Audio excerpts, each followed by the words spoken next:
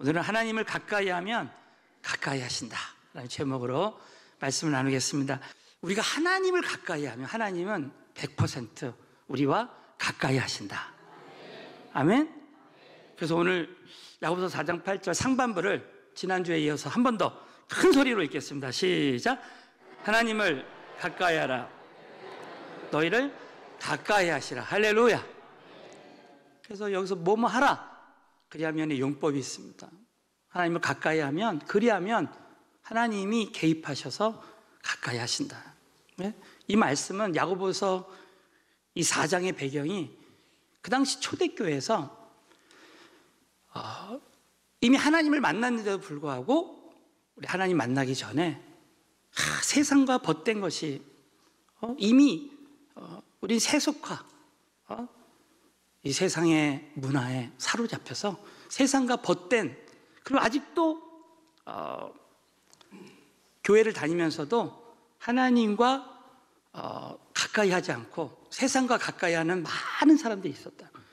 너무나 충격적인 말씀 중에 하나가 바로 야고보서 4장 4절이라고 했죠. 우리 한 번 더 오늘 야고보서 4장 4절을 읽겠습니다. 시작. 가늠하는 여자들, 벗된 것이 하나님의, 자 여기까지. 가늠하는 여자, 이것은 영적 가늠을 말합니다.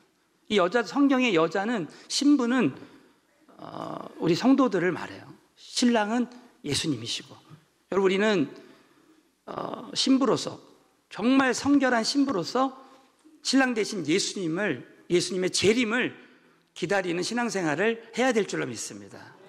우리는 세상과 벗된 그런 삶, 이것이 하나님의 원수임을 알지 못하며, 자 그 다음 하반부를 보시면, 그런즉, 시작. 그런즉 누구든지 세상과 벗이 되고자 하는 자는 스스로 하나님과 원수되게 하는, 너무나 충격적이에요. 그러므로 우리가 안식일을 거룩히 지키라. 우리가 주일에 이렇게 6일 동안 세상과 벗된 삶을 살았다 할지라도, 여러분 저와 여러분이 오늘도 하나님을 가까이 하면 우리 하나님은 오늘 가까이 하실 줄로 믿으시기 바라겠습니다. 그래서 이 복음서에도 보면 내가 아무리 중풍병에 걸렸다 할지라도 예수님에게 가까이 가면요, 중풍병이 깨끗이 낫는 역사가 일어납니다. 아무리 소경이라도 주여 나를 보게 하소서 예수님께 가까이 가면, 그리고 믿음으로 기도하면 그냥 그 즉시로 보게 되는 역사가 일어날 줄로 믿으시기 바랍니다. 여러분 오늘 영적으로 눈먼 자, 주저앉은 자, 오늘 이 시간에 다 일어날 줄로 믿으시기 바라겠고요. 기적이 일어날 줄로 믿습니다. 그러면 우리는 날마다 매일매일 순간순간, 아니 새벽에 딱 눈을 뜨자마자 우리는 하나님께 가까이 가는 그런 체질이 되는 사람들이 되어야 될 줄로 믿어요. 첫 번째로는 진정으로 회개해야 된다는 거예요. 자, 따라 진정으로 회개해야 한다. 자, 그래서 오늘 야고보서 4장 8절을 다 같이 한 번 더 시작. 하나님을 가까이 하라. 그리하면 가까이 하시라. 개인들아 깨끗이 하라. 두 마음을 품은 자들아 마음을 오늘 이 말씀은 하나님을 가까이 하라. 그리하면 너희를 가까이 하면서 그 예로 죄인들아, 여러분 우리는 다 세상과 벗된 삶, 우리는 죄를 질 수밖에 없는 죄인이잖아요. 죄를 졌다 할지 죄인들아 손을 깨끗이 하라. 구약의 제사장들은 지성소에 들어가기 전에 물두멍에서 손을 깨끗이 씻었어요. 그냥 씻는 게 아니라 깨끗이 씻는다. 그냥 회개하는 게 아니라 진정으로 회개해야 될 줄로 믿습니다. 두 마음을 품는다. 마음을 성결케 하라. 우리 마태복음 5장의 팔복에 보면 마음이 청결한 자는 복을 주시나니 너희가 하나님을 볼 것이요. 여러분 진정으로 회개하면요, 우리는 지성소로 들어가고 하나님을 보는 역사가 일어날 줄로 믿습니다. 특별히 오늘 이 말씀에는요, 진지한 회개의 중요성을 강조합니다. 그래서 오늘 야고보서 4장 8절 하반부를 보면 두 마음을 품은 자들아, 자, 두 마음을 품은 자들아. 그러니까 우리가 회개할 때 아직도 세상과 벗된 마음이 있으면 안 된다는 거예요. 그냥 정말 전심으로 하나님께만 기도하라는 거예요. 우리가 관계에서 어떤 관계에서 두 마음을 품으면 안 되잖아요. 회개라는 거는 마음을 바꾸다. 그래서 제가 헬라어로 지난번에도 이런 말씀이에요. 메타노이아. 한번 따라 메타노이아. 이 헬라어로 이렇게 말한 이유가 뭐냐? 노이아는 마음이고 메타는 바꾸다. 회개라는 거는 후회하고 그런 게 아니에요. 내가 어떤 죄를 졌을 때 그냥 다시는 동일한 죄를 짓지 않기로 내가 결단하는 거예요. 마음을 바꾸는 거예요. 그러니까 어떻게 하나님께로 한 마음을, 하나님 제가 다시는 이 동일한 죄를 짓지 않겠습니다. 성경에는요, 두 마음을 품지 말라는 말씀이 여러 번 나오는데, 자, 그 중에 하나가 야고보서 1장에서 여러분 기억나세요? 형제들아 너희가 여러 가지 시련을 만나거든 온전히 기쁘게 여기라 하면서 그 시련을 이기는 지혜를 구하라. 야고보서 1장 5절에 보면 지혜를 구하라. 여러분 느헤미야를 통해서 이번에 우리 인생에 어떤 시련이 찾아와도, 여러분 어떤 시련이 와도요, 그 시련을 이기는 지혜는 하나님이 구할 때 주실 줄로 믿습니다. 느헤미야는 기도할 때 민족의 시련을 이기는, 성벽을 재건하는 그 지혜를 주시는 거예요. 근데 그때 오직 믿음으로 구하라. 오직 믿음으로. 그러면서 자, 야고보서 1장 7절에 보면은 두 마음을 품지 말라. 자, 7절 8절 시작. 이런 사람은 주께 얻기를 생각하지 말라.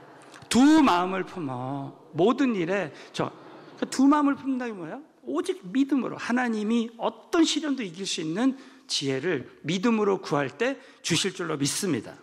안 주신다는 생각하지 말고, 두 마음 품지 말고 믿음으로 구하는 거예요. 여러분 오늘도 예배 드릴 때요, 여러분 두 마음을 품지 말고요, 믿음으로 예배 드릴 때 하나님의 임재가, 하나님의 영광이 나타날 줄로 믿습니다. 두 마음을 품지 말라. 응? 그래서 야고보서 4장 9절에는 이런 말씀이 있는 거예요. 마음을 바꾸라. 다 같이 읽겠습니다. 시작. 슬퍼하며 애통하며 울지어다. 너희 웃음을 애통으로, 너희 즐거움을 근심으로. 여기 보면은 웃음과 즐거움은요, 내가 세상과 벌떼을 때, 내가 죄를 졌을 때 잠깐의 쾌락, 그 웃음을 애통으로. 너 죄 지었을 때 그 즐거움을, 세상과 벗을 때 즐거움을 근심으로 바꾸고 한 마음으로 하나님께 가라는 거예요. 그래서 여러분 하나님이 쓰시는 사람들은요, 다 진지하게 회개하게 만듭니다. 다윗을 보세요. 다윗이 밧세바를 범했는데 나단 선지자가 와가지고 딱 지적하잖아요. 구약의 선지자는 신약의 성령님이에요. 책망하시는 영으로 오신 거예요. 요한복음 16장 8절에 보면 너희가 죄에 대해서 성령님이 책망하실 것이다 그러잖아요. 나단 선지자가 딱 책망할 때 다윗은 제가 바로 죄를 졌습니다. 그러면서 애통해하면서 막 회개하면서 기도합니다. 그런데 그 애가 죽는 거예요. 그 아들이 죽어. 철저하게 하나님이 가르치시는 거예요. 그러나 다윗은 정말 금식하면서 회개하면서 하나님께 기도합니다. 근데 놀라운 것은요, 다윗이 죄를 졌고 실수하고 넘어지고 실패했지만 너무 놀라운 것은 다윗이 회개하면서 하나님께 가까이 갈 때요, 하나님의 다윗의 실수와 그 실패를 합력하여 선을 이루시는 하나님의 은혜를 베풀어 주신다는 것입니다. 여러분 우리가 큰 시련과 고난 가운데 회개할 때요, 그때 회개하면서 어떤 사람은 성령 받는 사람도 있고요. 저도 큰 고난 가운데, 어려움 가운데 주님 만났어요. 그 어려움이 아니었으면 저희 같은 사람들은 하나님 만나기 힘들 것 같아요. 고난 가운데 회개할 때 참 신기하게. 그래서 여러분 다윗이 그 아들이 죽었지만 밧세바를 통해서 솔로몬이 나오잖아요. 그리고 솔로몬을 통해서 놀랍게도 예수 그리스도가 나오는 역사예요. 자기가 큰 죄를 저질렀지만 회개함으로 하나님께 가까이 갈 때 하나님은 모든 걸 합력해서 그 죄와 실수와 실패까지도 하나님은 합력하여 선을 이루어주시는 은혜를 베풀어 주실 줄로 믿으시기 바라겠어요. 그러니까 여러분 한 번 넘어졌다 그래서, 몇 번 넘어졌다 그래서 절대 좌절하시면 안 됩니다. 우리 누구든지 다 넘어질 수 있어요. 그러나 회개함으로, 진정으로 회개하고 주님께 가까이 가면 하나님 마침내 선을 이루어 주실 줄로 믿으시기 바라겠어요. 그래서 우리가 회개해야 되는 이유는 내가 죄 짓고 넘어졌어도요, 무너졌어도 회개할 때 영적인 문제가 해결된다. 자, 두 번째 한번 자, 따라서 회개할 때 영적인 문제가 해결된다. 그래서 이 죄 문제가 해결되고요, 어떨 땐 질병도 해결되고 재앙이 끊어지고 영적으로 청결케 되는 거예요. 네? 그래서 우리가 암송하는 말씀, 요한일서 1장 9절 한번 다 같이 한번 믿음으로 읽겠습니다. 시작. 만일 우리 죄를 자백하면 미쁘시고 의로우사 우리 죄를 사하시며 모든 깨끗게 하시고, 믿으시면 아멘. 만일 우리가 우리 죄를 자백하면, 이런 법정에서 묵비권 막 이런 것도 있잖아요. 세상에서는요, 자백하면 자백한 대로 벌을 받아요. 근데 우리가 하나님 앞에 자백함으로 가까이 가잖아요. 그러면 우리 죄를 사하시고 우리를 깨끗게 하실 줄로 믿습니다. 깨끗게 하시는 거예요. 얼마나 큰 은혜입니까? 자백의 능력. 예? 그래서 우리는요, 우리 매일 손 씻잖아요. 어떤 사람은 샤워도 자주 하고, 근데 회개는 안 해. 자백은 안 하는 거야. 그리고 여러분이 이 자백하는 훈련을 해야 됩니다. 그래서 저는 제 자신을 믿지 못해요. 그래서 새벽에 일어나면 무조건 주님 사랑합니다. 주님 감사합니다. 염려, 미움, 두려움 맡기고, 일어나자마자 기도하고, 일어나자마자 회개하고. 그래서 저는 새벽마다요, 주기도문으로 기도했어요. 우리 하늘에 계신, 우리 다 같이 한번 해보겠습니다. 시작. 하늘에 계신 아버지여, 이름이 거룩히 여김을 받으시오며. 거기까지. 저는 이 대목에서 하늘에 계신 우리 아버지여, 하나님, 오늘 저의 기도를 받으시는 분이 나의 영의 아버지, 하나님 아버지가 나의 아버지가 되심을 믿습니다. 그래서 누가복음 15장에 탕자가 아버지를 떠났을 때, 여러분, 우리는 오늘도 우리가 하나님께 가까이 가고 예배드리지만 또 날마다 죄를 짓고 하나님 떠나잖아요. 하나님 떠났지만, 탕자가 아버지를 떠났지만, 아버지를 떠나니까 어떻게 됩니까? 재정도 잃어버리고, 자신감, 자존감, 나의 정체성, 그래서 죄책감에 무너지는 거예요. 청년 시절에 제일 많이 무너지는 게 뭐예요? 은밀한 죄, 지속되는 죄, 거기에 무너지는 거예요. 네? 그래서 죄의 노예가 되는 거예요. 죄의 노예가 되는 거예요. 그러나 탕자가 아버지께 돌아가기로 결단합니다. 가까이 가기로. 그래서 탕자가 아버지께로 나올 때 누가복음 15장에 뭐라고 자백합니까? 내가 아버지께 죄를 지었나이다. 자, 우리 한번 해보겠습니다. 내가 아버지께 죄를 지었나이다. 그렇게 자백을 하는 거예요. 그랬더니 아버지가 너무 기뻐가지고, 아버지는요, 탕자가 아버지를 떠났어도 아버지야. 여러분 아세요? 우리 하나님 아버지는, 우리가 하나님 아버지를 매일 떠나도 우리 아버지가 되시는 줄로 믿어요.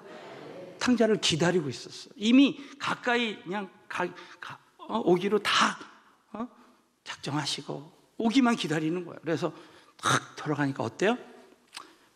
탕자에게 너 죄의 노예가 됐었지만 너 내 아들이야 하면서 다시 가락지를 끼워주고, 가락지는 권세를 상징하고, 바로왕이 요셉에게 가락지를 끼워줍니다. 권세를 부여하는 거예요. 그리고 그 당시 노예는 신발이 없었는데 아들에게 신발을 신겨주는 거예요. 야, 넌 내 아들이야. 응? 그리고 살찐송아지를 잡아라. 기쁨을 회복시켜주고, 잃어버렸던 아들이 돌아왔다고 그냥 막 반겨주는 거예요. 그래서 정체성, 내가 누구인지 회복하는 거야. 야, 내가 진짜 하나님 아들의 신분 권세가 있는 거구나. 사랑하는 성도들, 여러분이 자백함으로 모든 것 회복하는 신분 권세, 기쁨, 정체성 회복하는 은혜가 날마다 있게 되시기를 바라겠습니다. 그래서 저는 매일 이 기도를 해요. 자백, 주기도문 하면서 내가 자백하는 거야. 회개하는 거야. 매일 회개하는 거야. 여러분, 회개함으로 하나님께 가까이 가게 되시기를 바라겠습니다. 여러분이 길을 지나가면서도 뭐 죄송한 얘기지만 여러분 신호 위반을 했어요. 그럼 아버지께 죄를 지었나이다. 내가 나도 모르게 거짓말을 했어요. 아버지께 죄를 지었나이다. 우리 아이를 혼냈어. 아이에게 분노를 표출했어. 그러면 아버지께 죄를 지었나이다. 회개하고 죄송합니다. 네? 주의 종들도 회개하면요 성도들한테 잘못했다고 할 수 있는 거더라고요. 네? 부모도 마찬가지예요. 또 참 중요한 게 야고보서 5장 16절에 보면 참 이런 말씀이 있어요. 다 같이 읽습니다. 시작. 이러므로 너희 죄를 서로 고하며 병낫기를 위하여 서로 기도하라. 의인의 강구는 역사. 어떤 죄는 하나님께만 말하는 게 있는데 이 죄는요 너희 죄. 이것은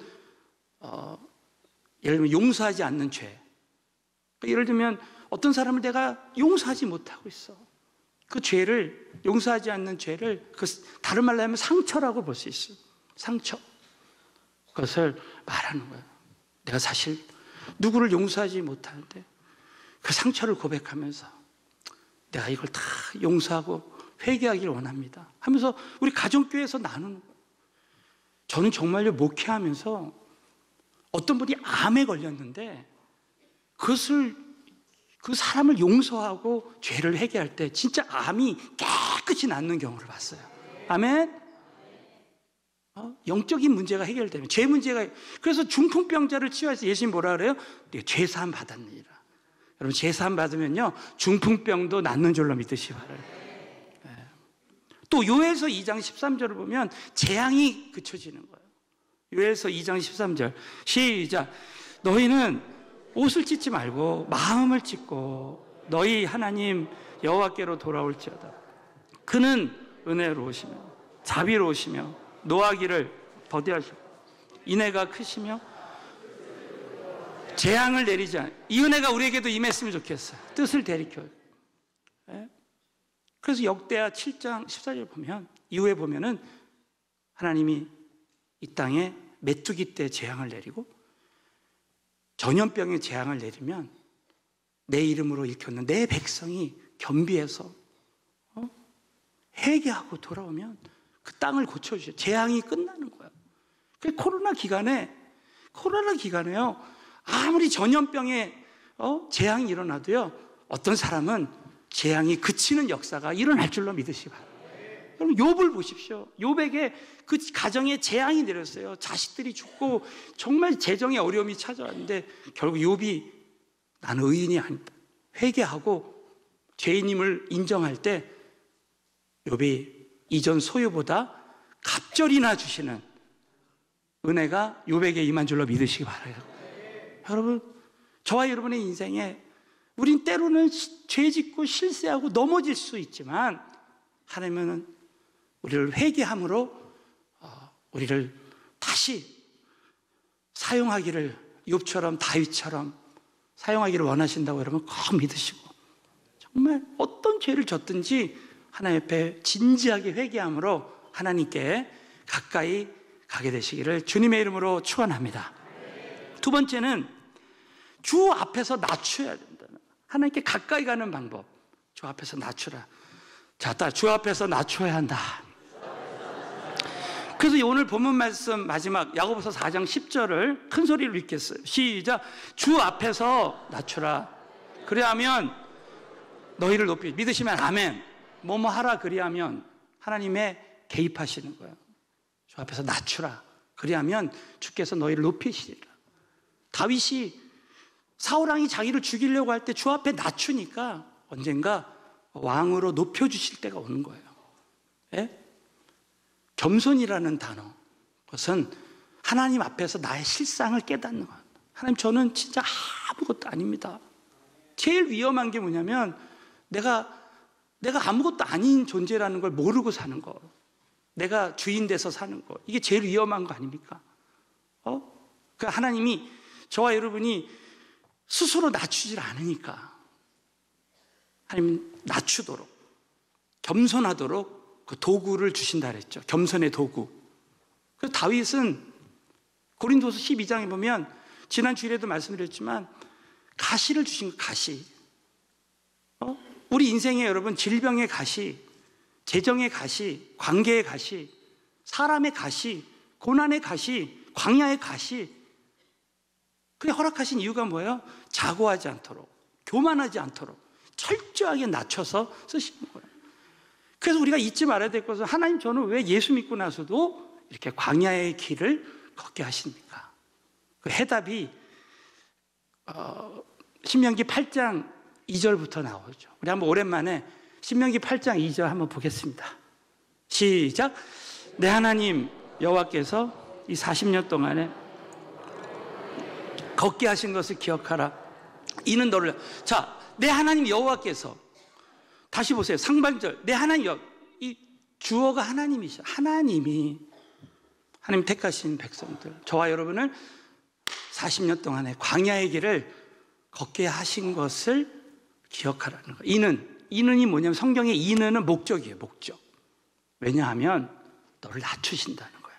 3절도 보겠습니다. 3절 시작. 너를 낮추시며 너로 줄게 하시고. 낮추신다는 말이 계속 나와요. 너를 낮추신다는 거예요. 하나님 우리를 낮춰서 겸손하게 하셔서 가까이 하게 하신다, 그 얘기죠. 그러면 이렇게 하신 목적, 궁극적인 목적이 뭐냐? 왜 광야의 길을 이렇게 걷게 하시는가? 왜 하나님 저는 이렇게 깊은 광야, 긴 광야를 걷게 하십니까? 그 목적이 뭐냐면 16절입니다. 16절 시작. 내 열조도 알지 못하던 만나를 광야에서 내게 먹이셨나니 이는 다 너를 낮추시며 너를 시험하사 마침내 내게 복을 주려 하시며. 믿으시면 아멘. 이는 다 너를 낮추시며 마침내 내게 복을 주려 하신다는 거예요. 여러분, 우리 인생에 아무리 길었던 광야가 있고 아주 깊은 고난의 길, 고통의 시간이 있어도 마침내 복을 주신다면 이전에 일어난 모든 거 다 감사할 수 있게 될 줄로 믿습니다. 하나님이요, 저와 여러분을 참 낮춰서 교만하지 못하도록 사용하시는 거예요. 제가 조금이라도 다른 길로 가고 다른 생각하고, 그러니까 하나님이 이 주의 종들은 말이죠, 보니까 즉결처분이야. 그런 생각만 해도 그냥 꿈으로라도 하나님이 가르쳐 주시고요, 바로 어떤 환경이나 뭘 통해서 딱 깨닫게 해주시는 거예요. 그래서 그냥 하나님이 가라고 하신 길로 철저하게 가는 거예요. 여러분, 이 낮춰서 쓰시는 거 은혜인 줄로 믿습니다.